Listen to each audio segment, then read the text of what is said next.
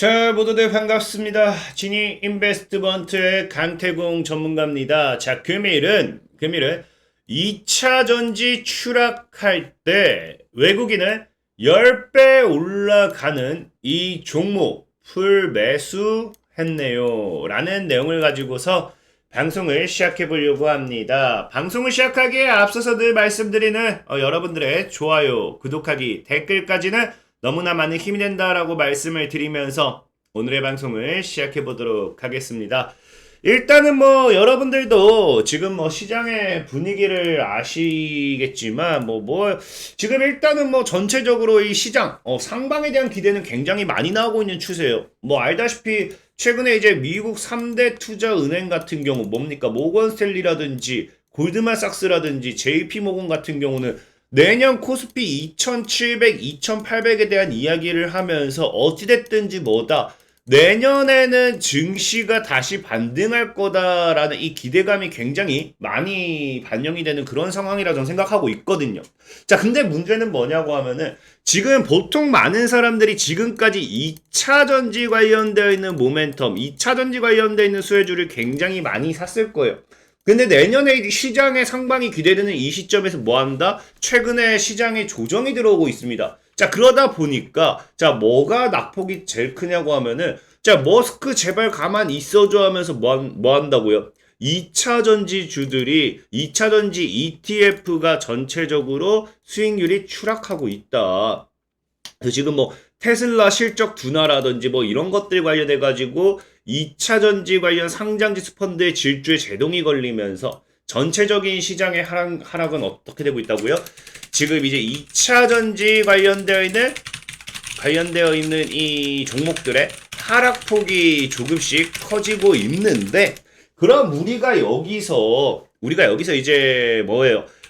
지금 이제 미국 3대 투자 은행 같은 경우는 현재 내년의 시장의 큰 상방을 바라보기 때문에 우리도 이 시장의 상방을 바라본다라고 하면 지금 2차 전지를 그대로 매수를 할 것인가 아니면 새로운 다른 것을 매수할 것인가 전략을 좀 바꿔볼 필요가 있다라고 좀 생각을 합니다. 어쨌든 그러다 보니까 지금 우리는 전체적으로 외국인들이 어떤 종목을 사고 있는지, 외국인들이 어떠한 종목을 매매를 진행하고 있는지 좀 파악할 필요가 있다고 생각을 하는데, 자, 봤더니 최근에 외국인들이 뭘 사고 있다. 자, 최근에 외국인들이 12월 들어서는 제약주에 기관과 개인은 관심을 완전히 싹 다 끊어버리고 사실상 2차 전지만 사고 있었죠. 2차 전지만 사고 있었는데 외국인들은 뭐 한다고요? 외국인들은 제약주에다가 집중적인 매수를 하고 있다라는 겁니다. 그래서 기관과 개인만 사지 않고 외국인만 사는 모습. 자, 그렇다고 하면은 저는 분명하게 여러분들에게 늘 얘기하는 게 뭐예요?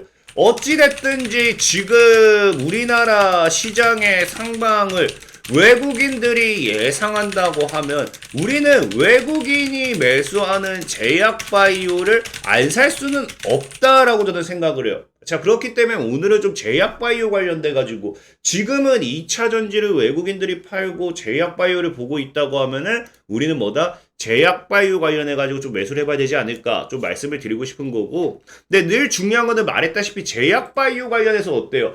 그 관련 수혜주들이 굉장히 많습니다. 우리가 제약바이오를 산다고 해서 문제가 아니라 무엇을 살 것이냐도 사실상의 뭐예요? 무엇을 살 것이냐도 많은 이 고민거리라는 거죠.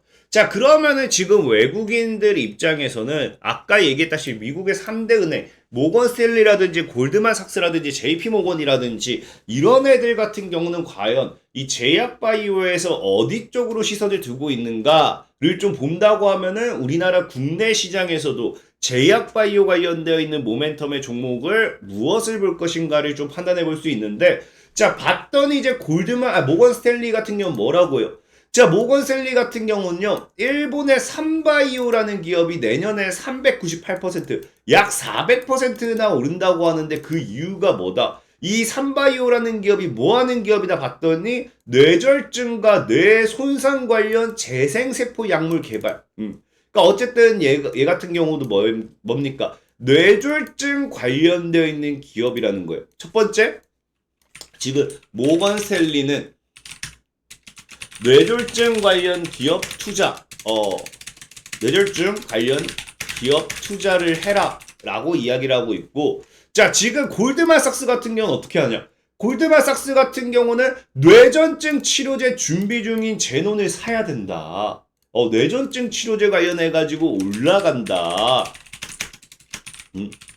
뭐 이러한 이야기가 있어요. 그러니까 사실상에 지금 뭡니까? 이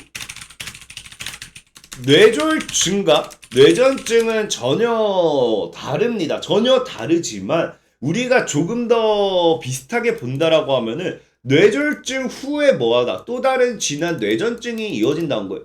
그래서 뇌졸중이 발생한 환자는 뇌전증 위험을 간과해서는 안 되고, 뇌졸중 발생 후 첫 1년 동안 뇌전증 또는 뇌전증 지속 상태가 나타날 가능성이 있기 때문에 이 두 가지를 뭐한다 우리가 따로 떼놓고 볼 수는 없다라는 거예요. 그리고 이 얘네 같은 경우가 실질적으로 뭡니까? 3대 뇌질환이죠. 그래서 3대 뇌질환으로서 뇌졸중 치매와 더불어 3대 뇌질환으로 꼽히는 뇌전증에 대한 사회의 잘못된 뭐가 쭉쭉 하는데, 그렇기 때문에 우리는 지금 우리가 지금 뇌졸중 관련되어 있는 수혜주들, 아니 뇌전증 관련되어 있는 수혜주를 볼 게 아니라 무엇을 보자? 뇌질환 관련되어 있는 우리가 지금 사실 모건 스탠리도 결국 뭐예요? 뇌질환 관련되어 있는 뇌졸중 관련 이 기업에 투자를 하라는 거고, 하라. 그리고 이제 아까 했듯이 골드만삭스 같은 경우도 뇌전증 관련되어 있는, 뇌질환 관련되어 있는 뇌전증 관련 기업에 투자를 하라 이겁니다. 그럼 우리가 이 두 가지를 다 사지 않을 거라고 하면은 복합적으로 이루어지는 게 뭐다? 예전에도 얘기했죠. 우리 복합적으로 이루어지는 기업을 사면 굉장히 도움이 많이 될 건데, 이 복합적으로 이어지는 기업이 이제 방금 앞서 말한 뇌질환 관련 수혜주들, 뇌질환 관련 기업이라는 거죠. 그래서 실질적으로 이게 모건슬리라든지 골드만삭스뿐만 아니라 우리나라 국내 기업 이베스트 같은 경우도 뭐라고요? 이베스트 증권 같은 경우도 2023년도에 전망되는 게 내년 제약바이오에서는 뭐다? 뇌질환. 뇌질환이 분명히 보이죠. 자, 그렇기 때문에 지금 전체적인 제약바이오 시장에서는 뇌질환 관련되어 있는 이 수혜주를 우리가 무시할 수 없다 생각하고 있고, 자, 그러면 이 뇌질환 관련해갖고 참 이게 재밌는 게, 그럼 뇌질환 관련해서 우리가 또 매수를 하면 되는데, 이 뇌질환 관련해서도 뭐다? 굉장히 또 많다라는 거예요, 종목이. 그럼 여기서 우리가 또 뭐를 또 압축해봐야 여기서 또 좋은 종목을 찾을 수 있을까 봤더니, 골드만삭스가 뭐라고 해요? 신약 개발사가 내년에 M&A 가능성에 주목을 해야 된대요.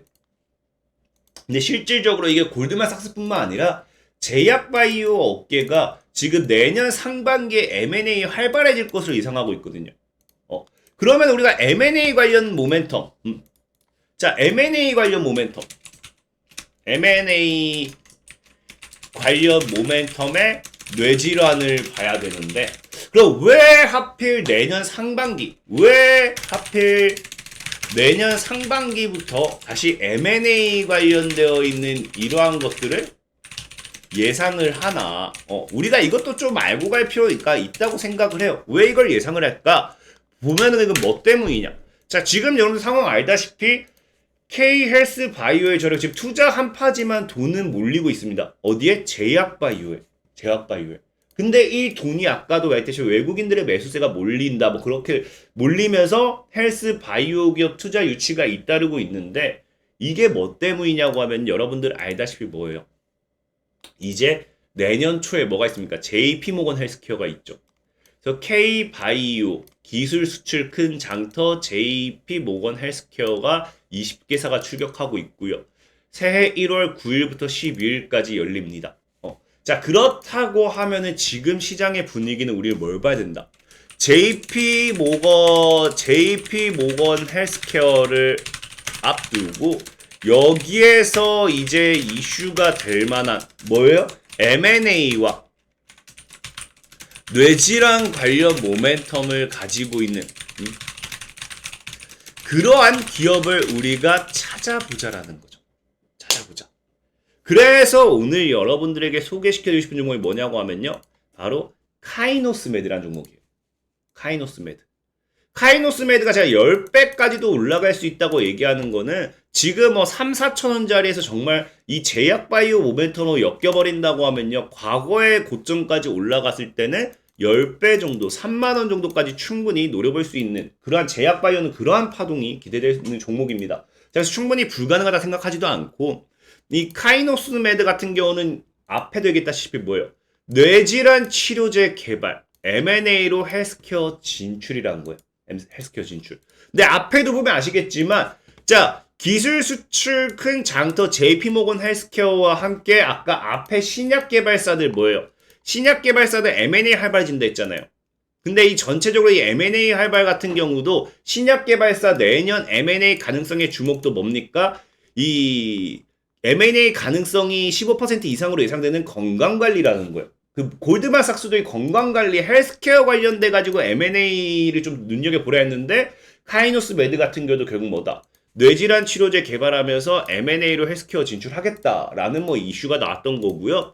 자, 보다시피 카이노스메드 퇴행성 뇌질환 안전한 치료제 개발. 그래서 고용량에도 임상 중 부작용이 없었대요. 12월 달에 나왔습니다. 임상 중에 이제 부작용이 없었다는 거는 향후 임상에 대한 기대감도 굉장히 우리가 크게 기대해 볼 수 있다라는 거죠. 있다. 자, 그러면서 이 카이노스메드 같은 경우가 어때요?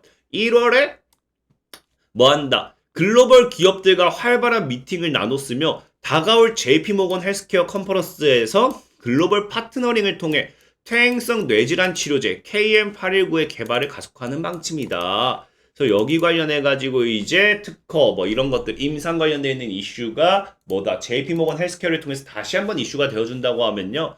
카이노스메드 같은 경우 이런 바닥에서 주가를 내가 매매해서 못해도 만원. 정말 잘 가면 25,000원, 2만원, 25,000원, 3만원까지 노려볼 수 있는 종목이 되지 않을까 좀 말씀을 드리면서 오늘은 카이노스메드라는 종목을 좀 소개를 시켜드리도록 하겠습니다.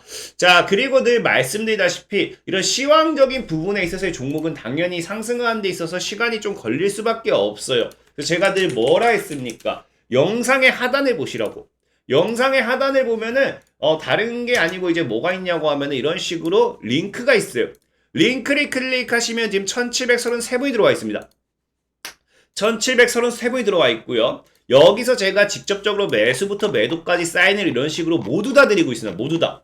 모두 다 드리고 있고 지금까지 우리가 매매했던 내역을 본다고 하면요. 오늘도 사실은 뭐예요? 오늘도 이제 차백신 연구소를 2% 정도밖에 못 먹게 됐지만 차백신 연구소 수익을 기록하면서 지금까지 총 몇 개? 74개 종목을 매매했다. 74개 종목 매매에 몇 개 손절? 5개 손절. 5개 손절하고요. 69개 수익 실현을 하면서 누적 422%의 수익률을 기록하고 있기 때문에 100% 무료로 매수부터 매도까지 사인을 받아보고 싶다 하시는 분들은 해당 아래 링크로 접속하시면 되겠다라고 말씀을 드리면서 오늘의 방송을 마무리하도록 할게요. 자, 지금까지 지니 인베스트먼트 강태공 전문가였고요. 여러분들의 좋아요, 구독하기, 댓글까지는 늘 너무나 많은 힘이 된다라고 말씀을 드리면서 오늘의 방송을 마무리하도록 할게요. 자, 모두들 안녕!